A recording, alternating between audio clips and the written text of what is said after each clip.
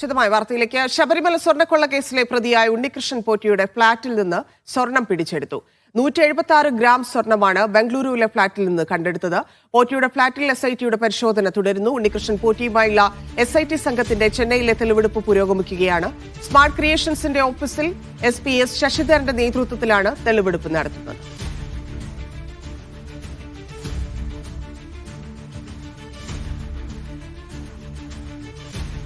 Sijo V John ചേർന്നു. സിജോ, ബാംഗ്ലൂരിൽ നിന്ന് ഏറ്റവും പ്രധാനപ്പെട്ട തെളിവാണ് കണ്ടെത്തിയിരിക്കുന്നത്. ഇപ്പോഴും പരിശോധന തുടരുകയാണ്. ഒപ്പം SIT സംഘം ചെന്നൈയിൽ സ്മാർട്ട് ക്രിയേഷൻസിന്റെ ഓഫീസിലുള്ള പരിശോധന അത് എത്രത്തോളം നിർണായകമാണ്?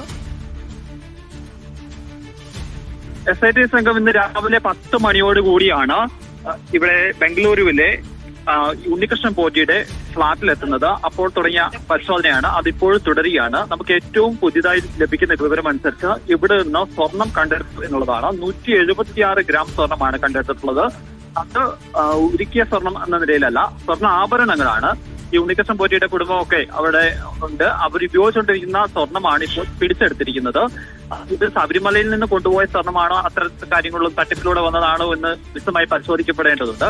കാരണം ഇതില് ഇത്ര സ്വർണ്ണ വസ്തുക്കൾ ഉണ്ട് എന്നുണ്ടെങ്കിൽ അത് പിടിച്ചെടുക്കുക എന്നുള്ളതാണ് ഇവർ ചെയ്യുന്നത്. അതിനുശേഷം ഇതിന്റെ കൃത്യമായ സോഴ്സസ് കാണിക്കുകയാണെങ്കിൽ പിന്നീട് തിരികെ നൽകുന്ന നടപടികളിലേക്ക് ഉൾപ്പെടെ പോവുകയും ചെയ്യും.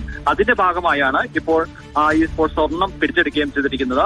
അതോടൊപ്പം തന്നെ ചെന്നൈയിൽ സ്മാർട്ട് ക്രിയേഷൻസിന്റെ ഓഫീസിലെ പരിശോധന തുടരുകയും ചെയ്യുകയാണ്. വളരെ പ്രധാനപ്പെട്ട പരിശോധനയാണ് നടക്കുന്നത്. കാരണം ഈ ദ്വാരപാലക ശില്പവും അതോടൊപ്പം തന്നെ ഷട്ടിളയും കൊണ്ടുപോയി ഉരുക്കി സ്വർണം വേർതിരിച്ചെടുത്തത് അവിടെ നിന്നാണ്.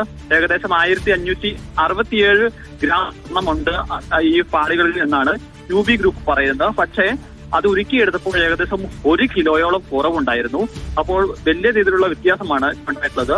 അതിൽ എന്തൊക്കെ കാര്യങ്ങളാണ് സംഭവിച്ചിട്ടുള്ളത്, എന്തൊക്കെ അട്ടിമറിയാണ് അവിടെ സംഭവിച്ചിട്ടുള്ളത് കാര്യങ്ങൾ പരിശോധിക്കപ്പെടേണ്ടതുണ്ട്. അതിന്റെ ഭാഗമായി കൂടിയാണ് ഇപ്പോൾ ഈ SIT സംഘം അവിടെ എത്തി വിശദമായി തന്നെ തെളിവെടുപ്പൊക്കെ നടത്തിക്കൊണ്ടിരിക്കുന്നത്.